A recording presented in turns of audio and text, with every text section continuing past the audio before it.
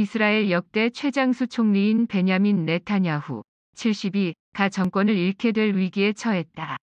이스라엘 정치권의 캐스팅 보트를 쥐고 있던 극우 성향의 나프탈리 베네트 야미나당 대표는 30일 현지 시각 반 네타냐후 성향의 정당들과 뭉쳐 새로운 연정을 구성하겠다고 선언했다.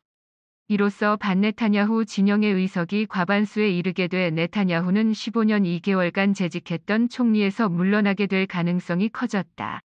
지난 3월 치른 총선 결과 전체 120석 가운데 네타냐후 진영은 여당인 리쿠드당을 비롯해 4개 정당이 52석, 반네타냐후 진영은 7개 정당이 57석을 확보해 어느 쪽도 과반 61석을 얻지 못했다.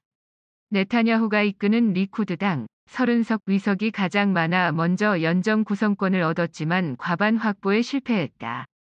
이런 가운데 중간에서 줄타기를 하던 야미나당 7석이 반네타냐후 진영에 동참하겠다고 선언해 반네타냐후 진영이 64석이 됐다.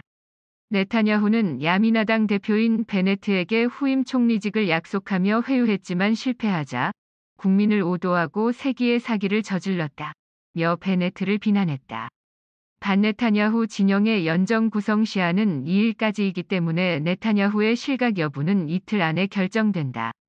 이스라엘 언론들은 새 연정 출범 시 베네트가 첫 번째 총리를 맡기로 약속을 했다는 이야기가 나온다고 보도했다. 이스라엘은 고질적인 정당 난립으로 매번 연정 구성에 애를 먹는다. 지난 3월 총선에서도 의석을 하나 이상 배출한 정당이 13개에 달했다.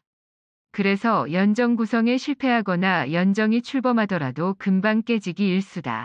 최근 2년 사이 총선을 4차례나 치렀다. 네타냐후는 1996년 47세로 역대 최연소 총리에 올라 1999년까지 재임했다. 이후 2009년부터 다시 총리를 맡아 총 15년 2개월간 재임 중이다.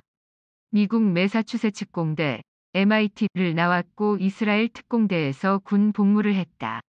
친형 요나탄은 1976년 팔레스타인 무장대원들에게 납치된 여객기를 구출한 엔테베 작전 당시 이스라엘 특수부대원 중 유일하게 숨졌다. 형의 순국이 네타냐후에게는 정치적 자산이 됐다. 그는 1988년 하원 의원에 당선됐으며 1993년부터 리쿠드당을 이끌어왔다. 강경한 이슬람 정책으로 우파 이스라엘인들의 인기를 모았다. 네타냐후가 위기로 몰린 이유는 두 핵심 측근이 등을 돌린 것이 결정적이었다. 반네타냐후 진영에 동참한 베네트는 네타냐후가 야당 대표 시절 비서실장이었다. 그는 네타냐후 내각에서 재무장관, 국방장관 등을 지내며 승승장구했다. 하지만 베네트는 30일 지난 2년간 선거를 반복하면서 국가 지도부가 증오와 분열만 부추겼다며 네타냐후를 비판했다. 베네트에 앞서 네타냐후에게 일격을 가한 이는 아비차이 만델블리트 검찰총장이다. 그는 리쿠드당 당원이었고 군 복무 시절부터 네타냐후와 친분이 있었다. 그러나 만델블리트가 이끄는 검찰은 예상을 깨고 고급 시가와 샴페인 등을 받은 혐의, 뇌물수수 등으로 2019년 말 네타냐후를 기소했다. 네타냐후는 지난해 이스라엘 현직 총리로는 처음 형사 법정에 서는 수모를 당했다. 대외적으로도 도널드 트럼프 미 대통령이 재선에 실패한 것이 네타냐후에게는 악재였다. 트럼프는 예루살렘을 이스라엘 수도로 인정하고 미국 대사관을 텔아비브에서 예루살렘으로 이전하며 네타냐후에게 힘을 실어줬다. 이에 반해 조 바이든 대통령은 이스라엘과 우방 관계는 이어가고 있지만 트럼프에 비하면 다소 거리를 두는 편이다.